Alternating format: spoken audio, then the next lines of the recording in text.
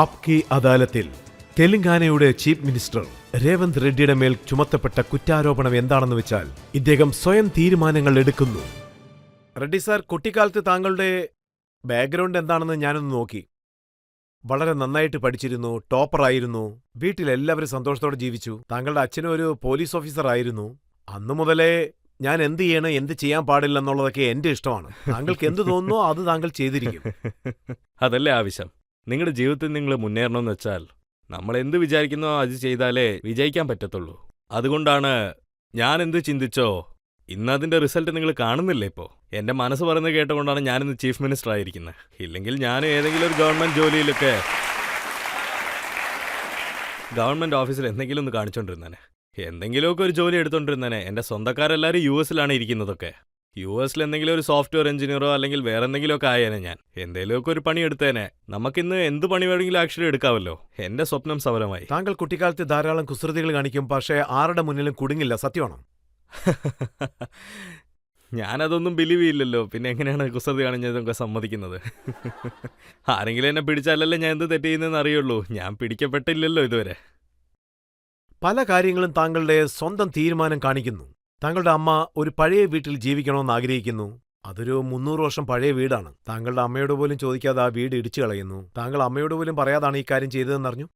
അതെ, അത് വളരെ പഴയ വീടാ. അതായത് എന്റെ മുത്തച്ഛന്റെ വീടാണ് ആ പഴയ വീട്. ഏറ്റവും വലിയ വീടായിരുന്നു അത്. ഞങ്ങൾ 7 ബ്രദേഴ്സ് എൻ്റെ ഒരു സിസ്റ്ററാ. ഞങ്ങൾ 7 പേരും പുറത്തു വന്നു അവിടുന്ന്. ചിലർ US-ലോട്ട് പോയി, ചില പേര് ഹൈദരാബാദിലോട്ട് വന്നു, ചില ആൾക്കാർ അവിടെ ഇവിടെ നിന്നൊക്കെ ഇരിക്കുന്നു. നാട്ടിലാരും ഇരിക്കത്തില്ല, അമ്മ തനിച്ചാണ് അവിടെ ഇരിക്കുന്നത്. വീട് ഒത്തിരി പഴയതായി, അതിന്റെ മെയിൻ്റനൻസും അങ്ങോട്ട് കൂടി വന്നു. അമ്മ എന്താ പറഞ്ഞെന്ന് വെച്ചാൽ ജീവനോട് അമ്മ ഇരിക്കുന്നവരെ അവിടെ ഇരിക്കത്തുള്ളൂ എന്ന്.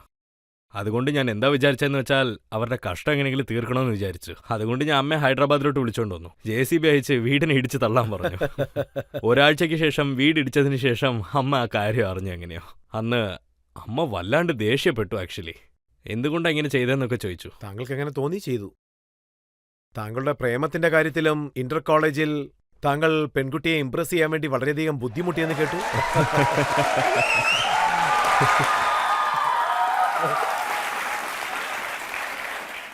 അത് പിന്നെ പ്രേമിച്ച് കല്യാണം കഴിക്കണമെങ്കിൽ എന്തെങ്കിലുമൊക്കെ കാണിച്ചല്ലേ പറ്റുള്ളൂ.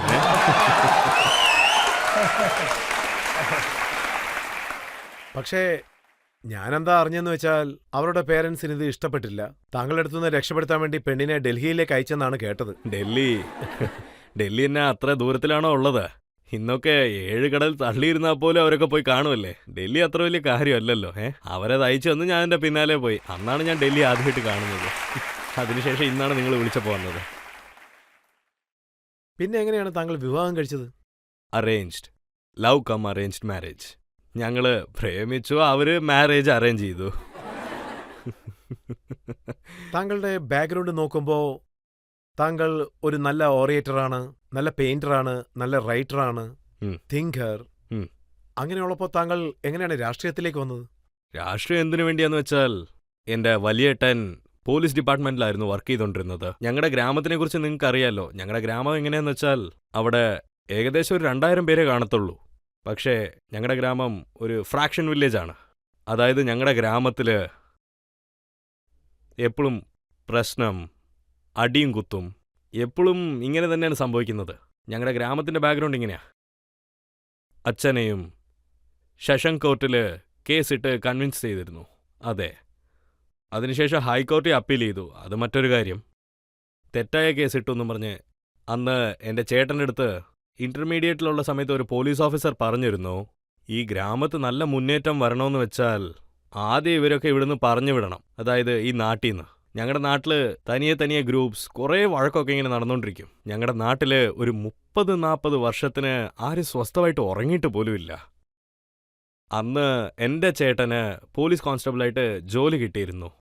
അപ്പോൾ ഞങ്ങളുടെ കുടുംബത്തിൽ വലിയ വലിയ ലാൻഡ് ലോഡ്സൊക്കെ ഉണ്ടായിരുന്നു. ഞങ്ങളുടെ കുടുംബം ഒരു റെപ്യൂട്ടഡ് ഫാമിലിയാണ്.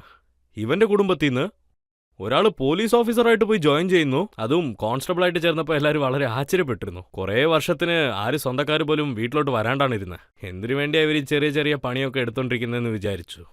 പക്ഷേ എൻ്റെ ചേട്ടൻ എന്താ വിചാരിച്ചതെന്ന് വെച്ചാൽ ഇവരെല്ലാവരും നമ്മൾ പറയുന്ന കേൾക്കണമെന്ന് വെച്ചാൽ നമ്മൾ ആരെങ്കിലും രാഷ്ട്രീയത്തിലോട്ട് വന്നേ പറ്റൂ എന്നാണ്. രാഷ്ട്രീയം കൊണ്ട് മാത്രമേ ഇതൊക്കെ മാറ്റാൻ പറ്റുള്ളൂ എന്നും പറഞ്ഞു. അന്ന് ഞങ്ങളുടെ ചേട്ടൻ ഗ്രാമത്തിൽ നിന്ന് ചേട്ടൻ എവിടെ വർക്ക് ചെയ്തോ അങ്ങോട്ട് ഞങ്ങളൊക്കെ വിളിച്ചോണ്ട് പോയിരുന്നു. കുറച്ച് പുറത്തോട്ടാണ്. കാരണം അന്ന് ഞങ്ങളുടെ അച്ഛൻ്റെ മേത്ത് ആ കേസ് ഇടുന്നത് വരെ രാഷ്ട്രീയത്തിലുള്ളവരൊക്കെ അങ്ങോട്ട് വരുവാണെങ്കിൽ ആദ്യം നമ്മുടെ വീട്ടിലോട്ടാണ് വരുന്നത്. അവരൊക്കെ വേറെ ഓപ്ഷനൊന്നും ഇല്ല, നേരെ വീട്ടിലോട്ടാണ് അവരൊക്കെ വരുന്നത്. വോട്ട് ചോദിച്ച് വന്നാൽ പോലും ആദ്യം വീട്ടിലോട്ടാണ് വരുന്നത്. ഏതെങ്കിലും രാഷ്ട്രീയക്കാർ വരണമെങ്കിൽ ആദ്യം വീട്ടിലോട്ട് തന്നെ വരും. പോലീസ് ഓഫീസർ വന്നാലും ആദ്യം വീട്ടിലോട്ടാണ് വരുന്നത്. കേസായതിനു ശേഷം, ഈ പ്രശ്നമൊക്കെ വന്നതിന് ശേഷം എല്ലാവരും വരുന്ന അങ്ങോട്ട് സ്റ്റോപ്പ് ചെയ്തു. അതിലും കറക്റ്റായിട്ട് പറയണമെങ്കിൽ രാഷ്ട്രീയക്കാർ. അപ്പോൾ എൻ്റെ ചേട്ടൻ നമ്മളും ആരെങ്കിലും രാഷ്ട്രീയത്തിൽ വരണമെന്ന് അന്ന് തീരുമാനിച്ചു. അതുകൊണ്ട് ഞാനും ഒന്ന് ആവണമെന്ന് വിചാരിച്ചു. അതുകൊണ്ട് മുഖ്യമന്ത്രിയാകുമെന്ന് കരുതിയിരുന്നു. ഞാൻ ചീഫ് മിനിസ്റ്റർ ആവണമെന്ന് 2009 വിചാരിച്ചിരുന്നത്. തെലങ്കാന വന്നേക്കും, തെലങ്കാന വന്നതിന് ശേഷം അവിടെ ആയേക്കാന്നായിരുന്നു ഞാൻ വിചാരിച്ചിരുന്നത്. അതിനുമുമ്പ് രാഷ്ട്രീയത്തിലൊരു പോസ്റ്റിംഗ് എടുക്കണമെന്ന് ഞാൻ ആലോചിച്ചുകൊണ്ടിരുന്നു. ആദ്യം തലവനായി, പക്ഷേ ഇന്ന് ചേട്ടൻ ജീവനോടെ ഇല്ല. അതുകൊണ്ട് എന്താ വിചാരിച്ചതെന്ന് വെച്ചാൽ ഞാൻ രാഷ്ട്രീയത്തിൽ വിജയിച്ചേ പറ്റുമെന്ന് ഞാൻ വിചാരിച്ചു. താങ്കൾ ഒരു മുഖ്യമന്ത്രിയാകുമെന്ന് താങ്കൾക്ക് എങ്ങനെയാണ് കോൺഫിഡന്റ് വന്നത്? എൻ്റെ ആലോചനയിലൊക്കെ ഒരു ക്ലാരിറ്റി ഉണ്ടായിരുന്നു. ചന്ദ്രബാബു നായിഡിനെ കൊണ്ട് ചീഫ് മിനിസ്റ്റർ ആവാൻ പറ്റുമെങ്കിൽ YS രാജശേഖര റെഡ്ഡിയെ കൊണ്ടും ചീഫ് മിനിസ്റ്റർ ആവാൻ പറ്റുമെന്ന് വെച്ചാൽ എന്തുകൊണ്ട് എന്നെ കൊണ്ട് പറ്റില്ല? ഒരിക്കലും എന്നെ കൊണ്ട് വരാണ്ടിരിക്കാൻ കഴിയും. അതും അവരും ഒരു മിഡിൽ ക്ലാസ്സാണ്. അവരും കർഷക കുടുംബത്തെ ചേർന്ന ആൾക്കാരാണ്. എന്തുകൊണ്ട് എന്നെ കൊണ്ട് വരാൻ കഴിയില്ല? പലരും രാഷ്ട്രീയത്തിലേക്ക് വരുന്നത് പണം സമ്പാദിക്കാൻ വേണ്ടിയാണ്. പക്ഷേ താങ്കൾ വീട്ടിൽ നിന്നും നാടിനു വേണ്ടി ചെലവ് ചെയ്യുന്നു. പ്രോപ്പർട്ടി വിറ്റിട്ടാണ് താങ്കൾ ഇലക്ഷനിൽ നിന്നെന്ന് പറഞ്ഞു. എന്തെങ്കിലുമൊക്കെ സാധിക്കണമെങ്കിൽ എന്തെങ്കിലുമൊക്കെ കൈവിട്ട് പോയേ കഴിയുള്ളൂ. എന്തോരം പ്രോപ്പർട്ടീസ് വേണമെങ്കിൽ സമ്പാദിക്കാൻ കഴിയും. പക്ഷേ ഒരു പ്രാവശ്യം രാഷ്ട്രീയത്തിൽ തോറ്റ മൊത്തത്തിൽ തോറ്റ പോലെയാ. രാഷ്ട്രീയത്തിനേക്കാൾ പ്രോപ്പർട്ടി പോകുന്നതല്ലേ ബെറ്റർ ആക്ച്വലി. പക്ഷേ 1500 കോടി മതിപ്പുള്ള സ്വത്ത് വിറ്റ് ഇലക്ഷനിൽ നിൽക്കാൻ താങ്കളുടെ ഭാര്യ സമ്മതിച്ചോ? ചില സമയത്ത് ഭാര്യയുടെ അടുത്ത് എല്ലാം കൂടെ പറഞ്ഞാൽ സമ്മതം കിട്ടില്ലല്ലോ. ചില സമയത്ത് ചെയ്തതിന് ശേഷമല്ലേ പറയണ്ടേ. അമ്മയെ അറിയാതെ ചെയ്തിരിക്കുക, ഭാര്യയെ അറിയാതെ ചെയ്തിരിക്കുക, ഇതാണോ താങ്കളുടെ ശീലം? ചില കാര്യങ്ങൾ നമ്മൾ എപ്പോഴും ചെയ്തതിന് ശേഷമാണ് പറയേണ്ടത്. എല്ലാത്തിനും പെർമിഷൻ മേടിക്കണമെങ്കിൽ അതത്ര എളുപ്പമുള്ള കാര്യമല്ലല്ലോ. എല്ലാത്തിനും എളുപ്പത്തിൽ പെർമിഷൻ കിട്ടത്തില്ല. അസദുദ്ദീൻ ഓവൈസിയുടെ ഒരു സ്പീച്ച് കേട്ടു. അതിൽ അദ്ദേഹം താങ്കളെ RSSന്റെ അസിസ്റ്റന്റ് എന്നാണ് വിളിക്കുന്നത്. താങ്കൾ കോൺഗ്രസ് അല്ല, യഥാർത്ഥ RSSകാരനാണെന്നാണ് പറയുന്നത്. ഞാൻ മറ്റൊരു കാര്യവും പറഞ്ഞു. ലിക്കർ പാർട്ടിയും നിക്കർ പാർട്ടിയും ഒന്നായെന്നുള്ള കാര്യം. ലിക്കർ പാർട്ടി എന്ന് വെച്ചാൽ BRS, നിക്കർ പാർട്ടി എന്ന് വെച്ചാൽ BJP. ഇവർ രണ്ടുപേരും ഒരുമിച്ചല്ലോ. അതുകൊണ്ടാണ് ഇവരൊക്കെ ഇങ്ങനെ സംസാരിച്ചുകൊണ്ടിരിക്കുന്നത്. ഇത് രണ്ടും കൂടെ നോക്കി നടത്താനുള്ള സമയം കിട്ടുന്നില്ല. ഒരു ബാലൻസ് ഇല്ലാണ്ട് ഇങ്ങനെ പോയിക്കൊണ്ടിരിക്കുന്നു ഇതൊക്കെ. ഞാൻ ഒരിക്കലും ഒന്നും മറച്ചിട്ടില്ല. ഞാൻ വിദ്യാത് പരീക്ഷയിലായിരുന്നു ജോലി എടുത്തുകൊണ്ടിരുന്നത്. I was very active in വിദ്യാത് പരീക്ഷ പോളിറ്റിക്സ്. അതിനുശേഷം ഞാൻ ബിസിനസ്സിലോട്ട് പോയി. ബിസിനസ്സിന് ശേഷം ഇൻഡിപെൻഡൻറ്റ്, ZPTC. 2006 ജൂണിൽ ഇൻഡിപെൻഡൻറ്റ് ZPTCയിൽ ഞാൻ വിജയിച്ചു. 2007 ജൂണിൽ MLPCയിൽ ഞാൻ ജയിച്ചു. അതും രാജശേഖര റെഡ്ഡിക്കെതിരെ. അന്ന് കോൺഗ്രസ് ആയിരുന്നു ഭരണത്തിലുണ്ടായിരുന്നത്. എൻ്റെ കുടുംബത്തിൽ കുറേ പേര് മിനിസ്റ്റേഴ്സ് ആയിട്ടുണ്ടായിരുന്നു. എല്ലാവർക്കും എതിരെ ഞാൻ കോമ്പറ്റീഷനിൽ നിന്നിരുന്നു. MLC ആയിട്ടും വിജയിച്ചു. 2009 ആദ്യമായിട്ട് ഞാൻ MLA ആയിട്ടും വിജയിച്ചു. 2014 ഞാൻ മറ്റൊരു പ്രാവശ്യം MLA ആയി. 2019 ഞാൻ MP ആയി. ഇന്ത്യയുടെ വലിയ കോൺസ്റ്റിറ്റ്യുവൻസി. അമിത്ഷാ, മോഡിജി 2 പേര് ചേർന്നാൽ പോലും എൻ്റെ കോൺസ്റ്റിറ്റ്യുവൻസിയുടെ അടുത്ത് വരാൻ കഴിയില്ല. എൻ്റെ അടുത്ത് 35 lakhs വോട്ടേഴ്സ് ഇരിപ്പുണ്ട് ഇന്ത്യയിൽ. ഇന്ത്യയിലെന്നല്ല, ഇന്ത്യയിലെന്ന് വെച്ചാൽ ലോകത്തിൽ തന്നെ. ഈ ലോകത്തിൽ തന്നെ ഈ കോൺസ്റ്റിറ്റ്യുവൻസി ഞാനായിരുന്നു റെപ്രസെൻ്റ് ചെയ്തത്. അതുകൊണ്ട് ഓരോ സ്ഥലത്തും ഒന്നും മറച്ച് ഞാൻ പണിയെടുത്തിട്ടില്ല. ഞാൻ നേരടിയായിട്ട് പറയാം, കോൺഗ്രസിൽ ചേരാനായിട്ട് രാഹുൽജി എന്നെ എന്ന് വിളിച്ചിരുന്നോ അന്ന് തന്നെ ഞാൻ രാഹുൽജിയുടെ അടുത്ത് വിദ്യാത് പരീക്ഷൻ്റെ ബാക്ക്ഗ്രൗണ്ട് കാണിച്ചു. I was very active in politics. അതിനുശേഷം ഞാൻ ബിസിനസ്സിലോട്ട് പോയി. അതിനുശേഷം ഞാൻ നായിഡു പാർട്ടിയിലോട്ട് പോയി. ഇൻഡിപെൻഡന്റിൽ വിജയിച്ചതിന് ശേഷം നായിഡു പാർട്ടിയിൽ ഞാൻ ഓപ്പോസിറ്റ് പാർട്ടിയിലോട്ട് പോയി. ഒരു പവർ പോളിറ്റിക്സിലോട്ട് ഞാൻ പോയില്ല. അതുകൊണ്ട് OYC സാർ എന്നെ തോൽപ്പിക്കാനായിട്ട് ഒരു കാരണവും കിട്ടിയില്ലായിരുന്നു. മുസ്ലിംസിൻ്റെ യങ്സ്റ്റേഴ്സൊക്കെ എൻ്റെ അടുത്ത് എല്ലാവരും പണിയെടുത്തോണ്ടിരുന്നു. അവർക്കും ഇതൊന്നും മനസ്സിലായില്ല. രാഹുൽജിയുടെ കൂടെ ഭാരത് ജോഡോ യാത്രയിൽ കുറേ ശ്രമിച്ചു നോക്കിയതാണ്. അത് ചെയ്യാം, ഇത് ചെയ്യാമെന്ന് എന്തെന്തൊക്കെയോ പറഞ്ഞിരുന്നു. ഞാൻ ചാർമിനാറിൽ നിന്നുകൊണ്ട് തന്നെ ഇന്ത്യൻ ഫ്ലാഗ് ഞാൻ പറത്തി കാണിക്കുമെന്ന് പറഞ്ഞു. രാഹുൽജി വരുമെന്നും പറഞ്ഞു. ധൈര്യം ഉണ്ടെങ്കിൽ തടയാൻ പറ്റുമെങ്കിൽ തടഞ്ഞു നോക്കുമെന്നും പറഞ്ഞു. ഞാനത് ചെയ്തു കാണിച്ചു. 2 ലക്ഷം പേരെയാണ് ഞാൻ ആ ചാർമിനാറിൻ്റെ അടുത്ത് നിർത്തി വെച്ചിരുന്നത്. നിങ്ങൾ വേണമെങ്കിൽ വിഷ്വൽസ് നോക്ക്. ഞാൻ പറഞ്ഞ പോലെ തന്നെ ചെയ്ത. അദ്ദേഹത്തിനാണ് പേടി. അദ്ദേഹം കുറേ തെറ്റായ കാര്യങ്ങളാണ് പറഞ്ഞു കൊടുത്തോണ്ടിരിക്കുന്നത്. ഹോൾ സിറ്റിയിൽ ആരെ കൊണ്ട് വരാൻ കഴിയില്ല, ആരെയും വരാൻ അനുവദിക്കത്തുമില്ല. അദ്ദേഹത്തിന്റെ ഏരിയ എന്നാണ് അദ്ദേഹം പറയുന്നത്. അതായത് ഹൈദരാബാദിന്റെ പാർലമെന്റ് അത് ഞങ്ങളുടേതാണ് ഞാൻ പറഞ്ഞത്. ഹൈദരാബാദ് ഞങ്ങളുടേതാണ്, ഈ നാടിന് ഞങ്ങളാണ് കെട്ടിയെടുത്തതെന്ന് ഞാൻ പറഞ്ഞു. ഞങ്ങൾ കഷ്ടപ്പെട്ട് കെട്ടിയെടുത്ത ഈ നാട്ടിൽ നിങ്ങളാരാണ്? പറ്റുമെങ്കിൽ നിർത്തി കാണിക്കാനായിട്ടാണ് ഞാൻ പറഞ്ഞത്. ഞാൻ 2 ലക്ഷം ആൾക്കാരെ വിളിച്ചോണ്ട് ഞാൻ ചാർമിനാറിലോട്ട് പോയിരുന്നു. കോൺഗ്രസ് പാർട്ടിയുടെ കൊടി ഞാൻ പറത്തി കാണിച്ചു. ഏത് സ്ഥലത്ത് രാജീവ് ഗാന്ധി സാർ കൊടി പറത്തി കാണിച്ചോ ആ സ്ഥലത്ത് തന്നെ ഞാൻ രാഹുൽ ഗാന്ധിയുടെ കൈവച്ച് ആ കൊടി പറത്തി കാണിച്ചിരുന്നു. അവിടുന്ന് ഞങ്ങൾ റാലി ചെയ്തു. ഹോൾ സിറ്റിയിൽ 15 കിലോമീറ്റർ ഞങ്ങൾ പാദയാത്ര ചെയ്തു. എല്ലാരെയും പേടിപ്പിച്ച് ഞാൻ ഇങ്ങനെ ചെയ്തുകൊണ്ടിരുന്നപ്പോൾ ഇവൻ മാത്രം എന്താ ഇങ്ങനെ പേടിക്കാണ്ടിരിക്കുന്നതെന്നാണ് അവരുടെ ചോദ്യമൊക്കെ. താങ്കളും പേടിപ്പിച്ചു, വലിയ പാർട്ടിയായിട്ട് നിൽക്കുന്നെന്നും പറഞ്ഞു. ഞാൻ ഓൾറെഡി എല്ലാ കാര്യവും നിങ്ങളുടെ അടുത്ത് പറഞ്ഞു. ഷെർവാണിക്ക് താഴെയാണ് നിക്കറുള്ളത്, പൈജാമയ്ക്ക് താഴെ അല്ലെന്നും ഞാൻ പറഞ്ഞു. ആക്ച്വലി ഞാൻ പറഞ്ഞ അതാണ്. സാർ നിങ്ങളുടെ അടുത്ത് പൈജാമ പോലും ഇല്ല, പിന്നെ ഞാൻ എന്ത് പറയാനാ? ഒരുപക്ഷെ നിക്കർ ഇടണമെന്ന് പറഞ്ഞാൽ എല്ലാവരുടെ അടുത്തും പറഞ്ഞിട്ട് തന്നെ ചെയ്യാം. ഞാൻ മറിച്ചൊരിക്കലും ചെയ്യില്ലെന്നാണ് ഞാൻ പറഞ്ഞത്. പക്ഷേ രാഹുൽ ഗാന്ധിയെക്കുറിച്ച് പലരും പറയുന്നത് എന്താണെന്ന് വെച്ചാൽ അദ്ദേഹം ആരെയും മീറ്റ് ചെയ്യാറില്ല, ആരോടും കൂടുതൽ സംസാരിക്കാറില്ല. പക്ഷെ താങ്കളോട് മാത്രം എങ്ങനെയാണ് ഇങ്ങനെ സംസാരിക്കുന്നത്? രജത് ശർമ്മ സർ, ഞാൻ ഒരു കാര്യം പറയണമെന്ന് വിചാരിക്കുന്നു. രാഹുൽജീനെ ഞാൻ അബ്സർവ് ചെയ്ത വരയ്ക്കും എൻ്റെ പോയിന്റ് ഓഫ് വ്യൂവിൽ മറ്റുള്ളവരുടെ അബ്സർവേഷൻ എന്താണെന്നും അതിൻ്റെ പോയിന്റ് ഓഫ് വ്യൂ എന്താണെന്നൊന്നും എനിക്കറിയത്തില്ല. അധികപക്ഷം ജനങ്ങൾ 99% രാഹുൽ സാറിൻ്റെ അടുത്തുനിന്ന് എന്തെങ്കിലും ഒരു പൊസിഷൻ എടുത്തുകൊണ്ട് പോകണമെന്നാണ് വിചാരിക്കുന്നത്.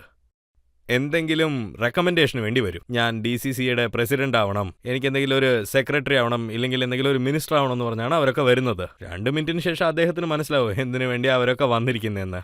പിന്നെ പേഴ്സണൽ അജണ്ട ആണെങ്കിൽ 2 മിനിറ്റിന് മേലെ സംസാരിക്കേണ്ട കാര്യമില്ലല്ലോ. ശരി, ഞാൻ നോക്കിക്കോളാം എന്ന് പറഞ്ഞാൽ അദ്ദേഹം അയച്ചേക്കും. പക്ഷേ പബ്ലിക് അജണ്ടയോടൊപ്പം പോയാൽ എന്തെങ്കിലും ഒരു പോളിസിയായിട്ട് പാർട്ടിയുടെ ആക്ടിവിറ്റി പ്രോഗ്രാമിനെ കുറിച്ച് എന്തെങ്കിലും എടുത്തുകൊണ്ട് പോയാൽ രാഹുൽ സാർ അത് കേൾക്കാനായിട്ട് തയ്യാറായിട്ടിരിക്കും. എൻ്റെ ആദ്യത്തെ മീറ്റിംഗ് ഒരു 10 മിനിറ്റേ നടന്നുള്ളൂ ആകെ.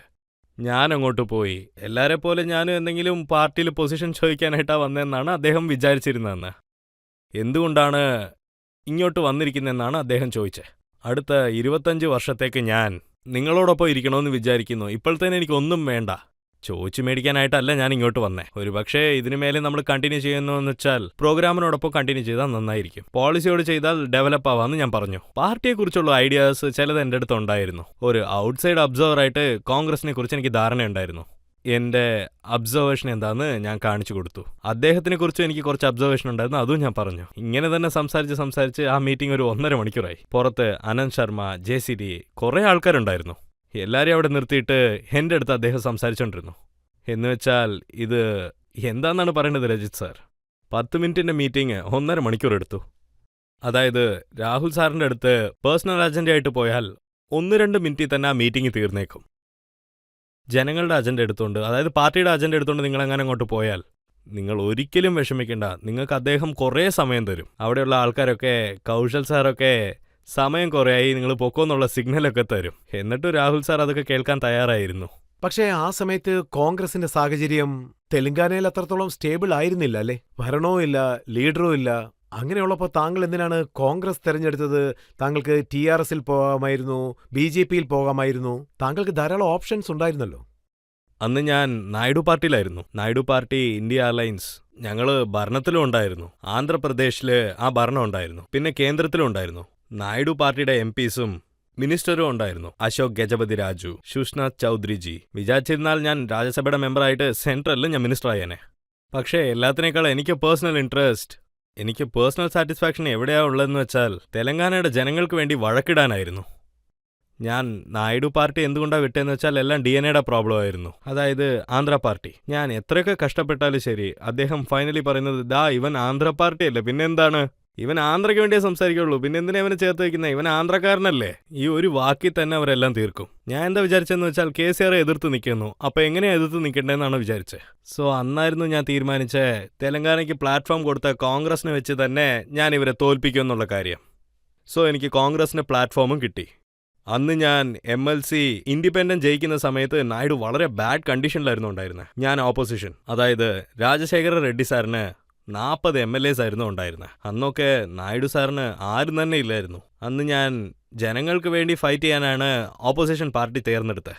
2017 ഞാൻ നായിഡു പാർട്ടി വിടണമെന്ന് തീരുമാനിക്കുമ്പോൾ പവർ പോളിറ്റിക്സിലിരുന്നത് BJP അല്ലായിരുന്നു.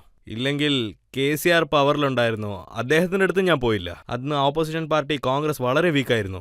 സെൻറ്ററിലും ശരി സ്റ്റേറ്റിലും ശരി. ഞാൻ ജനങ്ങൾക്ക് വേണ്ടിയാണ് ഫൈറ്റ് ചെയ്യണമെന്ന് വിചാരിച്ചുകൊണ്ടിരുന്നത്. ഞാൻ രാഷ്ട്രീയ തലവനാവണമെന്ന് വിചാരിച്ചു. ഞാൻ എലക്റ്റഡ് റെപ്രസെൻറ്റേറ്റീവ് ആവണമെന്ന് ഞാൻ വിചാരിച്ചില്ലായിരുന്നു. ഞാൻ മന്ത്രിയാവണമെന്ന് ഞാൻ ഒരിക്കലും വിചാരിച്ചതല്ല. അതായത് ലീഡറിനും ഒരു എലക്റ്റഡ് റെപ്രസെൻറ്റേറ്റീവിനും കുറേ വ്യത്യാസമുണ്ട്. ഞാൻ ലീഡർ ആവണമെന്ന് കരുതിയ ലീഡർ ആവാനായിട്ട് കുറേ പ്ലാറ്റ്ഫോം ആവശ്യമുണ്ട്. പ്ലാറ്റ്ഫോം വേണമെങ്കിൽ ജനങ്ങളിൽ ഒരാളായിട്ട് മാറണം. ഞാൻ 4 കോടി തെലങ്കാന ജനങ്ങൾക്ക് വേണ്ടി പോരാടണമെന്ന് വിചാരിച്ചതാ.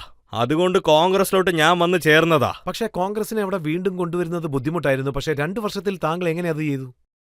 എല്ലാ കാര്യങ്ങൾക്ക് വേണ്ടി നമ്മൾ കഷ്ടപ്പെട്ടല്ലേ പറ്റൂ. ഈ ഷോ ആരംഭിച്ചു ഏകദേശം 30 വർഷമായില്ലേ. നിങ്ങൾ എന്തോ ഒരു കഷ്ടപ്പെട്ടായിരിക്കും ഈ സ്ഥാനത്ത് നിൽക്കുന്നത്. ഇപ്പൊ ഈ ഷോയിൽ ഞങ്ങൾ എല്ലാരും വിളിച്ചോണ്ടോന്ന് ഇങ്ങോട്ട് നിർത്തി പക്ഷേ വെച്ചേ. 2 വർഷത്തിനുള്ളിൽ താങ്കൾ അവിടെ കോൺഗ്രസിന്റെ കൊടി നട്ടു.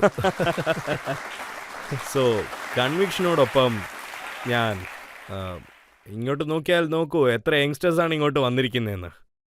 നിങ്ങൾ എന്ത് ചെയ്താലും നല്ല വിശ്വാസത്തോടെ ചെയ്യൂ. നല്ലത് ചീത്തയെന്നൊന്നും ഒന്നുമില്ല. ഇതൊക്കെ നിങ്ങളുടെ പെർസെപ്ഷനിലാണുള്ളതൊക്കെ.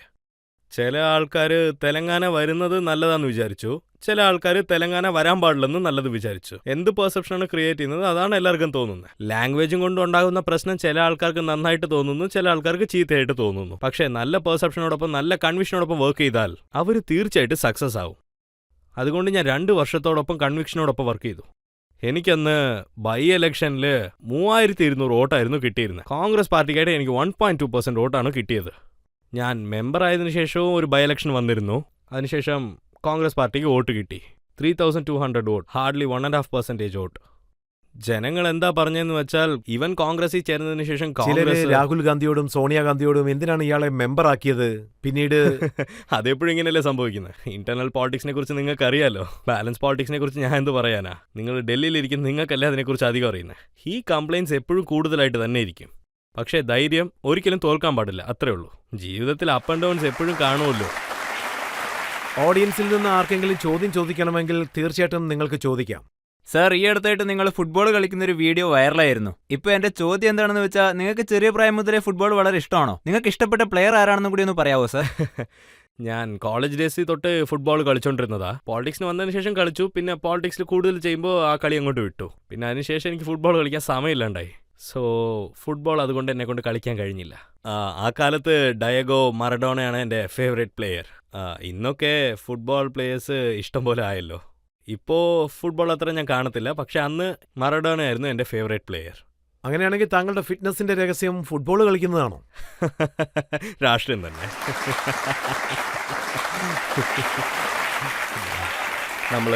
നമ്മുടെ മനസ്സിന് ഇഷ്ടമുള്ള ജോലി നോക്കിയാൽ തന്നെ എപ്പോഴും ഫിറ്റായിട്ട് തന്നെ ഇരിക്കാൻ പറ്റും.